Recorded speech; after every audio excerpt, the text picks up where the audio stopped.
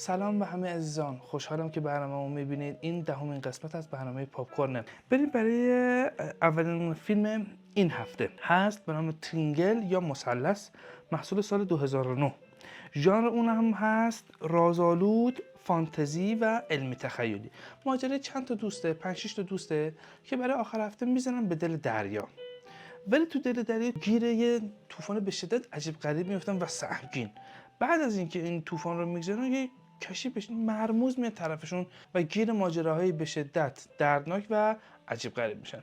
حتما این فیلم رو ببینید. با اینکه محصول سال 2009 یه مقدار قدیمی ولی به شدت خوش ساخت، خوب و پشیمون نخواهید شد. اگر توی این ژانری که بهتون گفتم علاقه دارید حتما این فیلم رو ببینید. خب بریم برای فیلم دوم این هفته. من از عمد فیلم دوم این هفته رو فیلم از سینمای بالیوود و هند انتخاب کردم براتون. دلیلش رو تو ادامه توضیح میدم، ولی بذارید اول به معرفی فیلم برسیم. اسم فیلم هست ویکرام ودا، محصول سال 2022. ژانر فیلم هم هست اکشن، جنایی و درام. ماجرا یک افسر پلیسه به شدت سرسخته که تقریبا هیچ خلافکاری از دستش در نمیره. الان افتاده دنبال یکی از گانگسترهای بزرگ شهر، ولی اون گانگستر یک گانگستر معمولی نیست که به این راحتی‌ها دم به تله بده و یکی از رقیبای گردن کلفت این افسر پلیسه. این به شدت فیلم جذاب و خوش ساختی است. از معروف‌ترین بازیگرش هم میتونم به هتریک روشن اشاره کنم که توی این فیلم به نظر من یکی از بهترین بازی‌هاش رو انجام داده. با اینکه یکم من تو این چند وقت اخیر، تو این 1-2 سال اخیر، اگر فیلم هندی خوبی اومده باشه و دیده باشم، یکی از بهترین فیلم‌های هندی که تا الان دیدم. یه نکته و ویژگی که خواستم بهتون بگم که گفتم که چرا از ان انتخاب کردم، نگاه کنید سینمای هند خیلی جلوش گارد دارن. فیلم‌های عجیب غریبی توی اینستاگرام، یوتیوب یا تیک عجیب غریبی که می‌بینن که نمی‌دونم شمشیر میزنه تو کمرش، یارو راه میره یا یه لوله میکنن تو شیر رو واز میکنن. از این صحنه‌های خنده‌دار نگاه کنید. اونها هالیوود نیست، اونها یه قسمتی از هند هستن که به قول من نمیدونم تلگو یا اون چیزای عجیب غریب خودشونو دارن.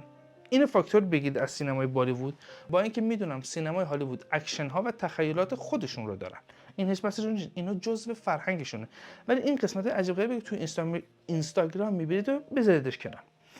نگاه کنید، اینو باید ما قبول کنیم. اگه فیلم هندی رو دوست داریم، اونا فرهنگ، تخیلات، اکشن‌های خاص خودشونو دارن. پس ما باید با این ذهنیت نگاه کنیم، نه با اینکه ذهنیت واقعی گرایانه بیایم یک فیلم هندی رو نگاه کنیم نقدش کنیم، یا اینکه مثلا اگرم نقدش نکنیم بگیم نه بابا این چرا تخیلیه مثلا.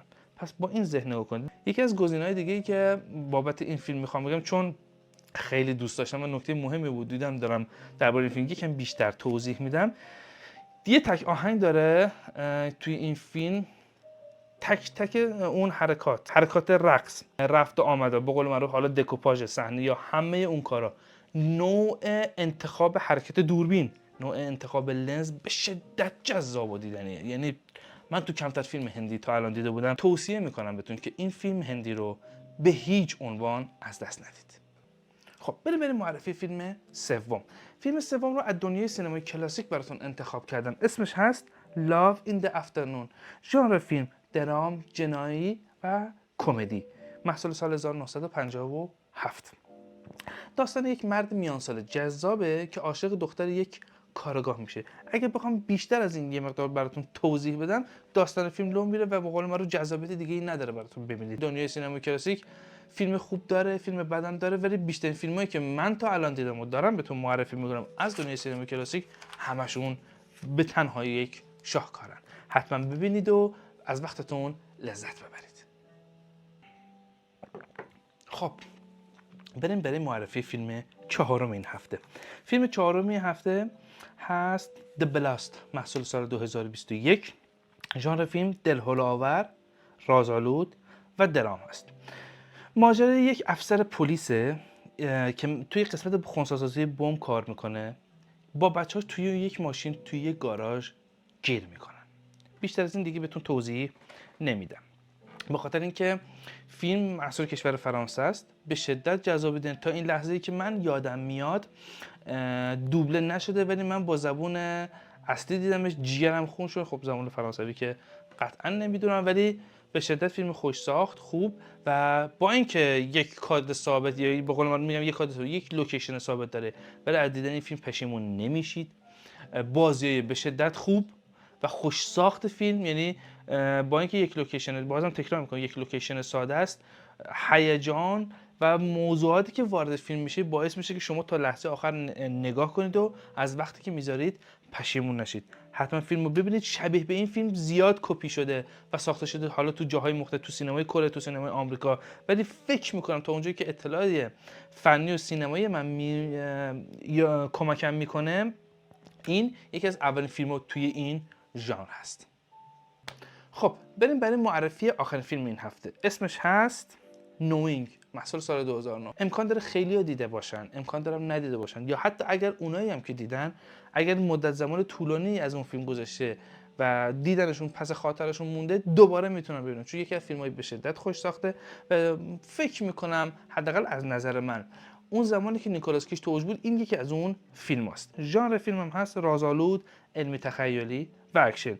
نیکولاس کیج یک دانشمند MIT که یک لیست مرموز از اعداد به دستش میرسه که به شدت اونو درگیر ماجراهایی عجیب غریب و جالبی میکنه. من این فیلم رو تقریبا بالای 5-6 بار دیدمش، البته تو طولانی مدت و به فواصل حالا کم یا زیاد. یکی از معدود فیلم هاییه که آدم توی خاطرش میمونه و هر وقت ببینه بازم اصلا کلیشه براش نمیشه و تکرار نمیشه. خیلی از فیلم ها اینجوری هستن. خب این هفته هم تموم شد. این دهمین قسمت برنامه پاپکورن بود. توی این مدت فیلمایی که بهتون معرفی کرده باشن توی هر ژانری که دوست دارید، یه خاطر خوب، یک زمان خوب رو براتون به وجود آورده باشه. خوشحال شدم که تا پایان همراه من بودید. امیدوارم این 5 فیلمی هم که این هفته بهتون معرفی کردم رو راضی باشید، نگاه کنید و تایمای خوشی و زمان خوشی رو براتون به وجود بیاره. تا اینجا اگر برنامه رو دیدید راضی بودید، خوشحال میشم همراهیتون رو داشته باشم، نظراتتون رو هم ببینم تا بتونم هر هفته برنامه با کیفیت بهتری رو براتون اجرا کنم و خدمتتون عرضه کنم.